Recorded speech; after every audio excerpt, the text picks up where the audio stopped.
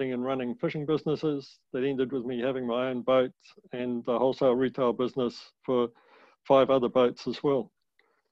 Then started the software business 32 years ago that I still operate. So as Pete says, I'm currently chair of the Kaikoura Water Zone Committee, the Hutton Shearwater Charitable Trust. I'm a member of the Canterbury Regional Water Committee, the North Canterbury Biosecurity Committee. I was a founding member of Te Korowai, a founding member of the Kaikoura Marine Guardians, member of Forest and Bird Boating Club, Lions Club, Cycle Club, a few other things. I'm active internationally in the Foresight Institute on nanotechnology in the future, the Lifeboat Foundation, which is about existential risk to humanity, London Futurists, and the Capital Institute. I've served as a district councillor, board of trustee member, and numerous other roles. So I have an enduring interest in systems and understanding how things actually work, at least to some useful level of approximation, and in improving the outputs and reliability of systems. So this is basically an introduction to a systems understanding of reality and ourselves, an introduction to complexity, and particularly Dave Snowden's Kinetic Framework for the management of complexity. So some aspects of climate change and also some issues with larger scale systems that we find ourselves in. So just, I'm not sure how numerate everyone is, but this is just to give people a basic idea of number and complexity. So how many people do we have on the planet? So there's roughly 7.5 billion of us. So what does that actually mean? So if we were to spend 8 hours a day, 7 days a week, watching people run past at 10 people per second, it would take about 70 years to see them all. Inside each of us are about 5,000 times as many cells in our bodies as there are people on the planet. At that same rate of 10 per second on an 8-hour day, it would take about 500,000 years just to see all the cells in our bodies once. Each cell has about 10 times as many molecules in it as there are cells in our bodies.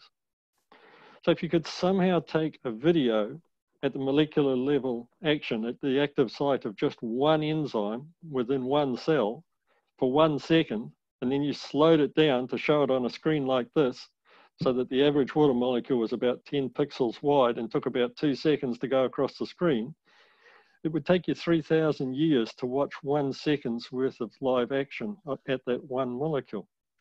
So we are complex beyond any hope of knowledge in detail. So that's the sort of basis for everything. Everything we have, everything we understand is a simplification.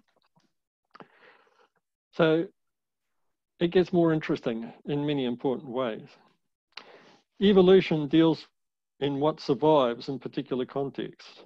There's no point in having a perfect model of something if it takes you 1,000 years to produce it, when what you needed was something that was good enough to recognize that it is actually a bus coming down the road towards you, and you have 3 seconds to put yourself somewhere else in order to survive.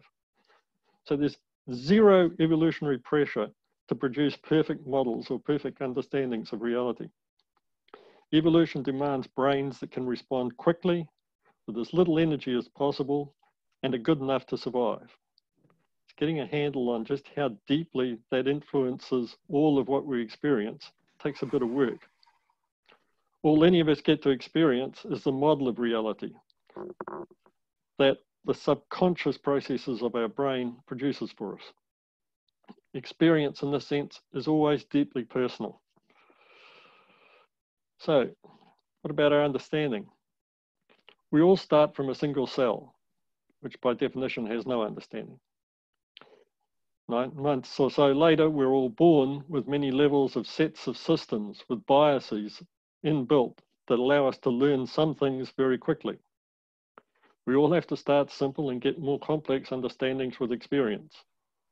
Many of the things we learn contain patterns that worked in the past that may not necessarily be appropriate to the future we're creating. So the simplest possible distinctions any of us can get are binaries like hot, cold, light, dark, good, bad, right, wrong, true, false, friend, foe, danger, opportunity, etc. We must all start there. One of the tricky things is that our brains automatically take us back there whenever we are under stress. That leads to rapid decision making, often essential in survival contexts, but not always. Sometimes reality is far more complex and uncertain and our simple models fail us. So just a bit of time on reality. The best model we currently have of the smallest scale of reality currently available to us is quantum mechanics. QM deals in probabilities.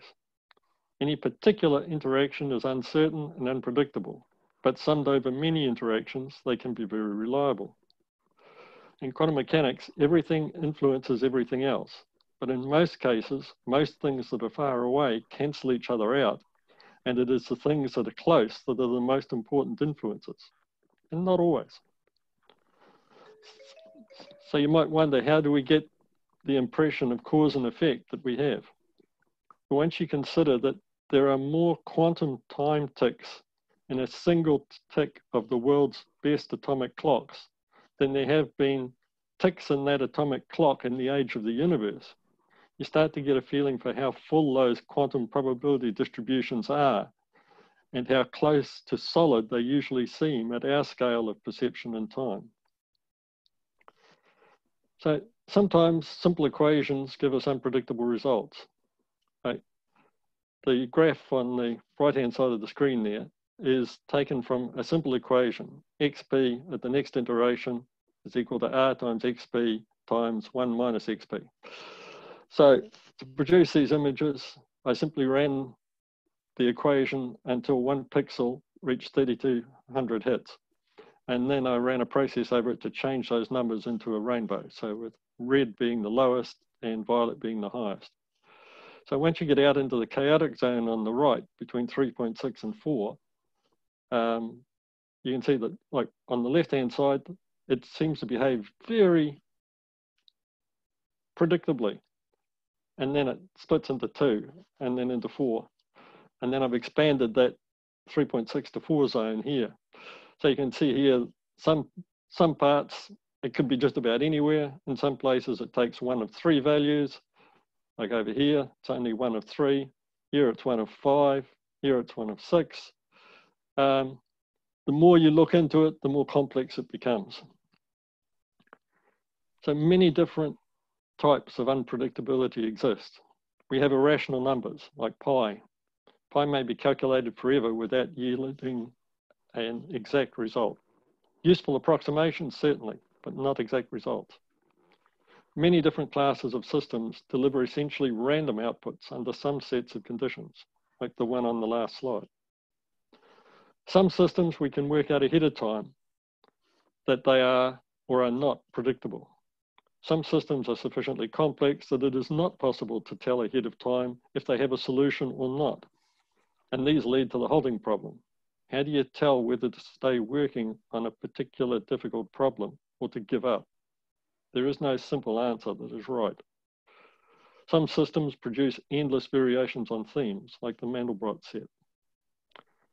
One of the hard things to understand is that biology uses them all in different contexts. So what about systems? The scale of complexity is infinitely variable, and complexity scientist David Snowden has simplified it down to 4 categories in his Kinetic Framework for the management of complexity. He divides systems and the sorts of responses appropriate to them into 4. So we have simple things that are well ordered and easily categorized. Complicated, they're harder to categorize, demands more room for intuition. Complex systems, behavior is often emergent. How you interact with the system influences how the system responds. So you have to devolve the responsibility out to every user who's interacting. There can be no rules. Chaotic systems, no pattern exists. These are entirely unpredictable. They are the hardest for humans to see. Like, our brains are so tuned to finding pattern that we tend to find it even where it does not exist. In history, that's led to things like human sacrifices to the gods. So this is, next few slides are taken from a talk that Dave Snowden did, which is on YouTube. If you want to look it up, I can provide details later. So complexity systems, they're defined by constraints. Key language is, a system is any network with coherence. and an agent acts within or on the system. So in that talk, he talked about three different types of systems. The ordered ones, where the system constrains the agents, which equates to simple. Chaotic ones, where the agents are unconstrained and independent of each other. And complex, which he then divides into two, complicated and complex, where the systems lightly constrain the agents, and agents modify the system by their interaction with it and each other. So they co-evolve, and they enable acceptation. So two keywords in that challenge orthodoxy. So on the left is an example of acceptation. So this is taken from Thailand, where some of the towns flood periodically every few years. And about 10 years ago, somebody had bought a new bed and they had a big plastic bag left over, and they knew a flood was coming. And they had the thought, oh, I could push my car into that plastic bag and seal it up. That might save the car. And it worked. So now you find, if you go to Thailand, all the houses with expensive cars have big plastic bags for putting their cars in when it floods. So that was something created for one purpose, adopted for another, working very well. That's the concept of acceptation. Coherence is anything that continues to hold structure, continues to hold purpose. Like you can see here, a spider web. Now, clearly, it's broken in a few places, it's intertwined in a few places, it's a bit mixed up. It's not the perfect spider web it was when it was built, but it's still good enough to survive. It's still good enough to achieve its purpose. You don't need perfection. Like, that's still going to catch a lot of flies. It's going to achieve its purpose. So next slide is on the Kinetic Framework itself. There was a good review of this published in the Harvard Business Review in 2012, I think, a leader's framework for decision making. So here's the four categories. Simple down here, where you sense, categorize, and respond. You can have best practice here. You can have rules that define what people are supposed to do in every situation, because every situation is knowable. They respond well to rules, laws, engineering. Great systems for engineers and computer programmers. Complicated, there's more going on, like a doctor in a surgery. A doctor won't know exactly why they think a patient has a particular disease. Their neural net will point them in a direction of what to look for if they're a good doctor. Once they know what to look for, then they can have a procedural sheet of things to check. So in complicated systems, you can get good practice, what the doctor should do, but you can never tell a doctor ahead of time exactly what they have to do. It's more complex than that. In really complex systems, the system's always changing. So you probe, you sense, and then you respond to what you see afterwards. So the behavior is emergent. It's always co-evolving. Chaotic, there's no sense to it at all. You just have to act. Then you look at what happens, and then you try and act. Everything's novel. You got to get out of there. Having everything novel is not good for complex systems. There's no boundaries. So what do? We have to manage the emergence of beneficial coherence within attractors, within boundaries. We ask these questions. What can I change? What can I monitor? What can I dampen down or enhance? So we've got to look at control versus co-evolution. In simple systems, you can have control. A key issue is failing to understand complex adaptive systems. Many people and many institutions keep searching for rules or laws to solve problems and fail to comprehend the necessary consequences of Goodhart's law. Goodhart's law states any observed statistical regularity will tend to collapse once pressure is placed upon it for control purposes. Thus, we see people proposing laws and rules around particular measures to solve problems without understanding that the relationship that produces the measure that they have chosen will likely change or collapse as soon as it comes under the pressure of control. This can be a deeply recursive notion that we have to take as deeply internally as we're prepared to go, or to the highest levels of governance. What about our responses to climate change? It seems to me there are four major classes of option available to us. We can reduce the sources of CO2 and other greenhouse gases. We can increase the set of sinks that reduce CO2. We can develop technology to control the amount of sunlight so that we can vary that to balance the changes in CO2. Or we can develop means of adapting to the new system changes that result. If we look at a deep view of history, over most of the history of our species, the norm has been about 1 meter of sea level change per 100 years. The relative stability of sea level over the last 6,000 years is the exception, not the rule. Sea level just 25,000 years ago was 140 meters below where it is now, and it has been up to 70 meters above where it is now, and could go there again if things go badly wrong. Coastal infrastructure like farmlands, ports, cannot exist in times of rapid sea level change. So we have a lot of incentive to develop technologies that manage sea level rather than having to vary it with ice ages. And so by implication, we have the incentive to prevent ice ages. So what are our domains of action? There's the personal, what we do ourselves, looking deeply into the impacts of our lifestyle and our spending choices. What are the actual consequential impacts? There's a really interesting paper called iPencil. If you look on the internet, just look iPencil. It looks at just how much is involved in just the making of a pencil. Right? When you get into what it takes to produce things in society, it can get really complex. We can act at the community level. We've got local governance, local communication, local awareness, changing actions of the community by various levels of leadership. We go national, engaging in national law, national policy, national discussions, or international, supporting cooperative international approaches to defining the actual systems present and developing effective risk mitigation strategies and technologies. So just a couple of global facts when we're thinking about oil. Saudi Arabia produces about 13% of the global oil production, over 10 million barrels per day. The cost of production is about 40 US cents per barrel, not per litre, per barrel. Barrel's about 160 litres. So that equates to $1 billion per day of profit to some set of individuals. That's a substantial systemic pressure for status quo. To change that, those individuals must be able to see real risk and must have confidence that the mitigation strategies chosen do not impose substantive risk to them. So markets and money. We need many more people to start to understand that the sort of value that markets measure, exchange value, has a scarcity component. That means that anything abundant but necessary has zero value. Air is the obvious example. It has zero market value, but anyone who thinks that it's not important should try for a few minutes to live without it.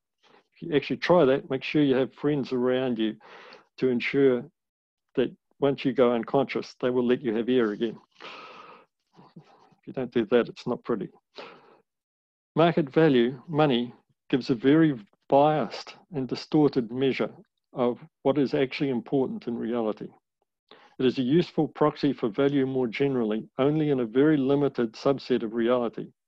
And in the presence of automated technology, that subset is growing exponentially smaller, and the distortions of perceived value grow exponentially larger. And that poses multiple levels of risk to us all, as there are many very complex and currently essential systems that are embedded in the market-based framework.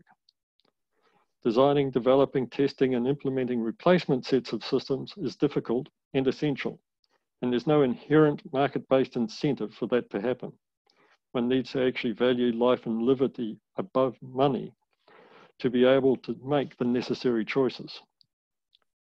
There are many levels at which one can approach such a topic, and they all share some degrees of commonality, and that what is survivable is based in cooperation and demands responsibility from all for maintaining such boundaries as are actually necessary in any particular context.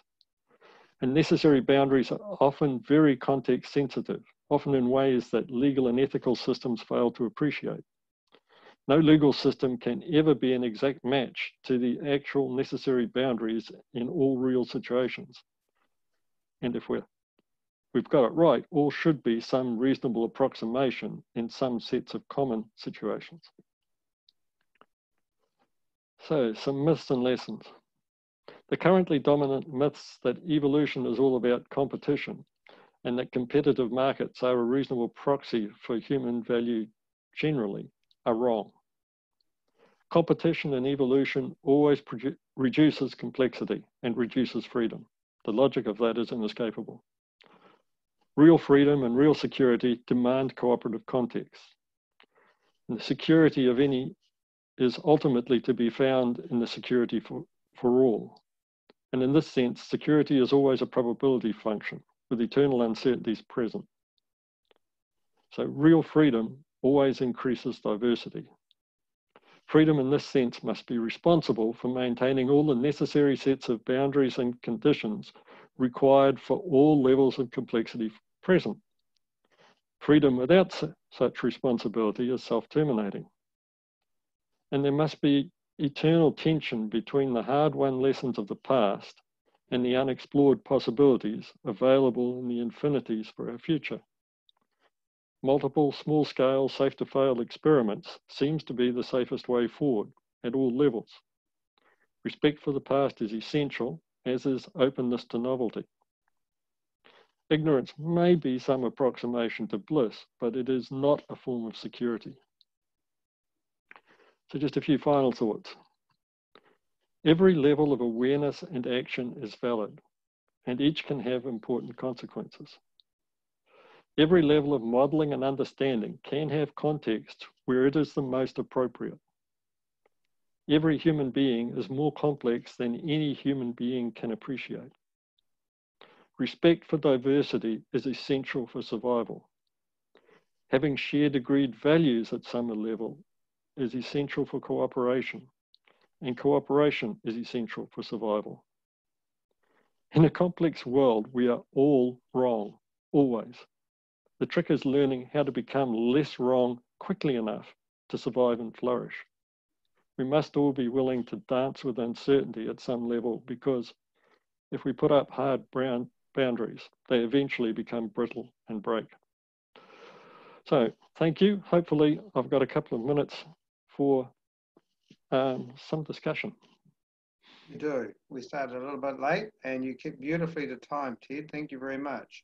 So just questions of Ted, and I think reflections too about how useful this sort of thing is for the forum as a whole in establishing a framework for having mental models of how to proceed from here.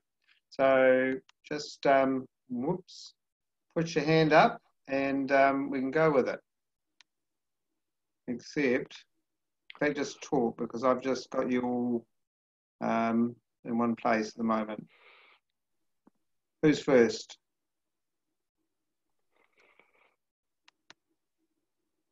Julie has a hand up. Okay, Julie, go. Thanks. So there's a lot of stuff in there, which is really interesting. What I wrote down as most relevant to the forum is this model of probe, sense, and respond. Yeah. For complex systems. And I just wonder, what does probe look like? Probe can look like anything. It's anything that you do, any action you take that interacts with the system. So you push it a little bit and you see what it does. Does it push back? Does it go in the direction you're pushing? You introduce something to the system and you see where the system goes. And then if you see it heading in several different directions at once, like flowing in several different ways at once, and you only want it to go in one of them, you've got to sort of amplify it in that direction and dampen down all the things that are going in other directions. So you're constantly in this probe the system, sense what's happening, and then respond by amplifying things that are going in directions you want and dampening down things that are going in other directions. And it's an eternal iterative process. So that connects with what you finished with about safe to fail experiments, is that right? Yeah, that's one of the ways. Like, this is, as you said, there's a lot in there. This is a really complex topic. I could probably talk on each one of those screens for a day. But like one of the notions that's really powerful for me is one that came out of database theory about 15 years ago, which is that for a fully loaded processor, the most efficient possible search algorithm is a fully random search. Now, so what that means is that when you're exploring some infinity, the most efficient way of doing it is just to randomly go out somewhere and see what happens.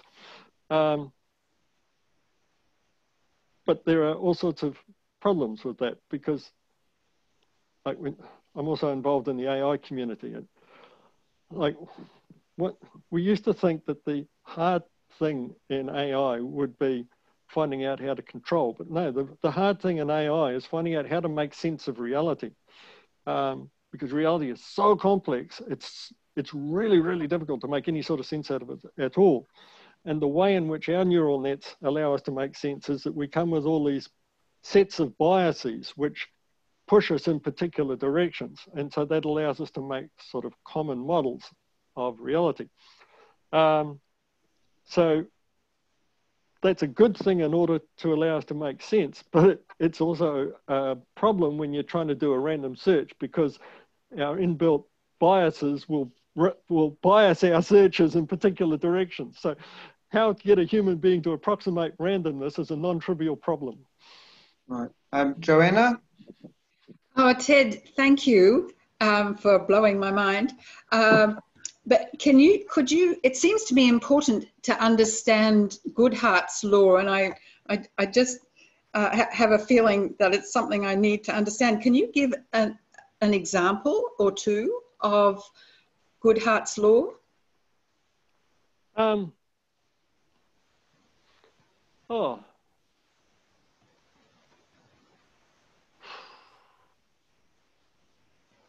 I hadn't prepared for this particular problem. My brain has gone into scramble mode. No worries. Sorry, I'll come back to. I'll have to come back to you at another time. I'm sorry. No worries. My autistic spectrum is good when it's doing something that it's encountered before and is prepared for, but not so good at encountering novelty on the fly. No, that's okay. I'll pursue it. Yeah, I will come back to you. Well, if Pete sends me an email, I'll find one and find some and send. We'll have a chat about tar that I was working on yesterday, Ted. Yep. It's a classic case where the things that we're wanting to measure, like the density of tar, is also the thing that we're trying to control, and we constantly confound it. So I think we could probably make you a wee story out of that to explain Goodhart's law, and that would help me too. Thank you. Okay, well, you and I can work on that together. Great, thank you. Anybody else?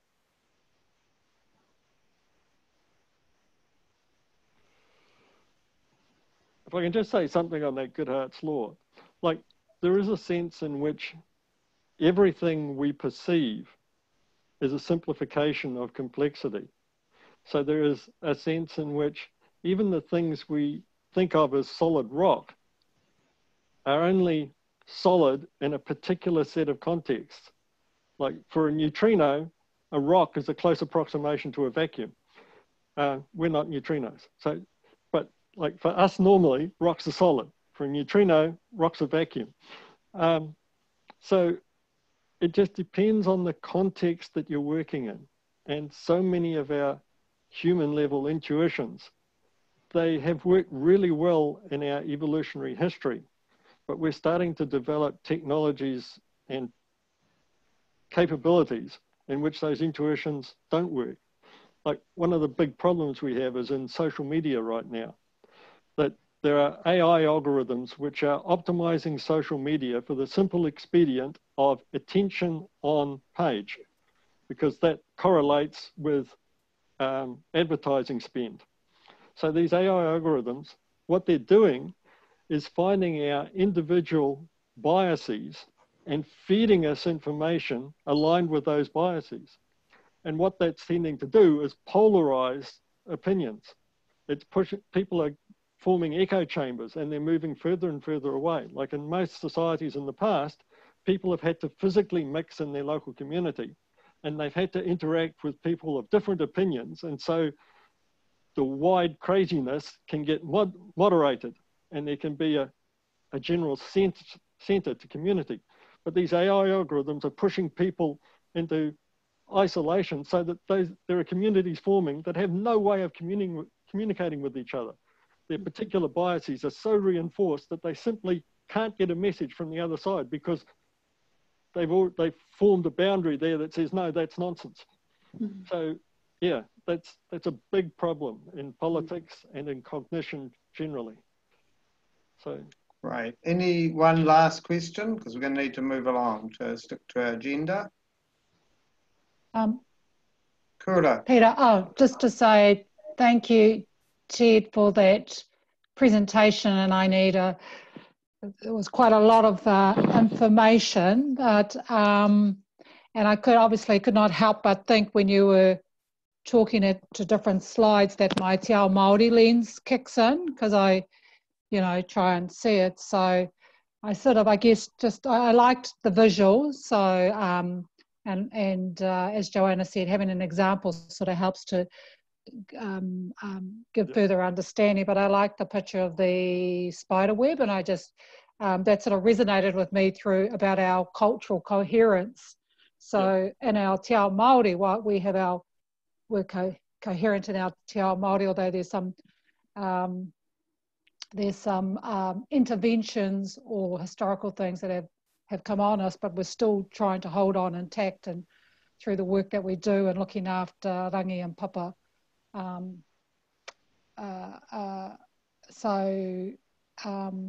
Yeah, it's and just that last bit, what you said really resonated with me in regards to the algorithms, and I just thought about the machines.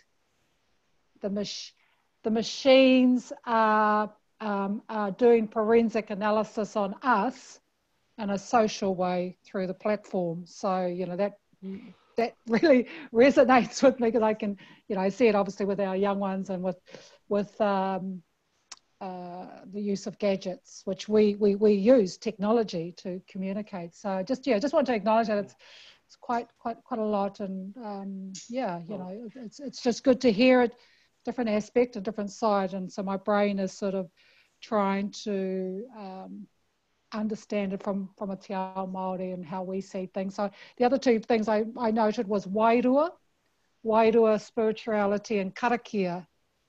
So, and I was just, when you were talking about different things, I was trying to think, how does that account for? But no, just thank you for thinking of, for developing these things and being involved in these things and presenting us some sort of other, insight and learnings. And just acknowledge, yes, we are complex, but we consider we're part of the environment. And so while we have Absolutely. a set of values that we try and live by, and so in our simple minds, I think it's the human beings that have to change their practices, really, and they're just so consumed, as we currently the incentive is economics. So there's a lot. It's complex and challenging for us. So just want to say thank you, Ted. Thank you, Kura. Yes, for me, like kei te akitanga, te tino rangatiratanga, they're linked. I go back, e haha, te mea nui o te a, he tangata. And we can't exist without the place, we can't exist without the ecology, te mana, te wai. It's all important, and we all have some approximation to how important that is. Thank you. Ka pai. Thank you, Ted. We'll finish that there. It certainly spoke to me, particularly that last exchange, of the absolute importance of diversity within this conversation around climate change. There's a real danger of getting locked in whatever echo chamber, and diversity. And we're particularly fortunate here, as you've said, Shappy, there's some folks who haven't been through so many rounds of industrial revolution and getting locked into one economic model of seeing the world, or even thinking that is a way of seeing the world, that we actually have to hold on to that diversity and expand it if we're able to do anything. So Thank you very much, and thank you, because I know you're a terribly busy person, and you're welcome to stay and listen to our conversation if you like, but I'm sure you've also got things you need to attend to. So thank you so much. I have indeed. Thank you all. Thank you. Thank you, Ted. All right. Everybody going all right? You're right. Just to carry on, we're going to move to the simple next with Michael. And Michael, yeah, I think it's probably good if you do display what you want on the screen. So I'll just, yep, I've allowed you to share your screen. So maybe if you can display what you want us to do, tell everybody clearly what decisions you want them to make, if any, and then we'll see where we get to. Michael, it's yours. Okay, I just got to work out how to share screen. I'm just going to turn off recording at this point.